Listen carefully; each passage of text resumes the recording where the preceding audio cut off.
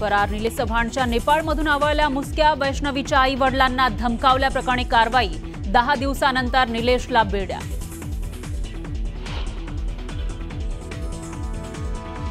दिल्लीहून गोरखपूरला ट्रॅव्हल्समधून पळून जात होता निलेश चव्हाण. 3775 किलोमीटरचा प्रवास करत निलेश नेपाळमध्ये लपून बसला होता.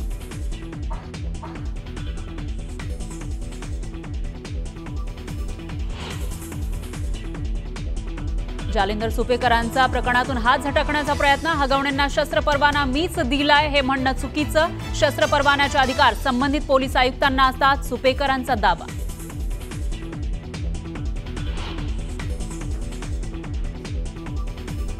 गोकुळ दूध संघ महायुतीच्या ताब्यात. गोकुळच्या अध्यक्षपदी नावीद मुश्रीफ यांची निवड. कार्यकर्त्यांचा जोरदार जल्लोष.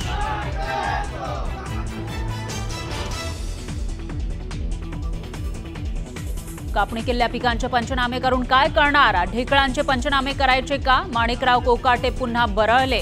टीकेनंतर कोकाटेंची सारवासारव.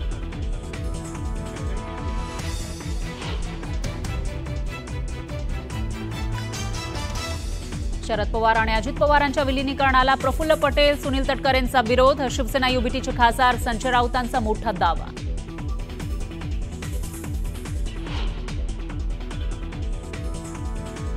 हजार 652 लाडक्या बहिणी निघाल्या सरकारी कर्मचारी. सरकारी महिला नोकरदारांनी लाटले 3.58 कोटी रुपये. सरकारी बहिणींकडून रकमेची वसुली होणार.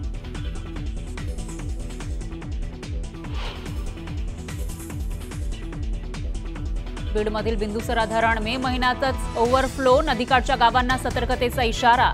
बीडकरांची पाण्याची चिंता मिटली.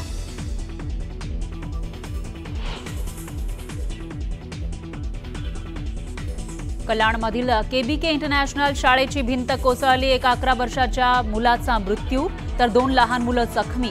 जखमींवर खासगी रुग्णालयात उपचार सुरू.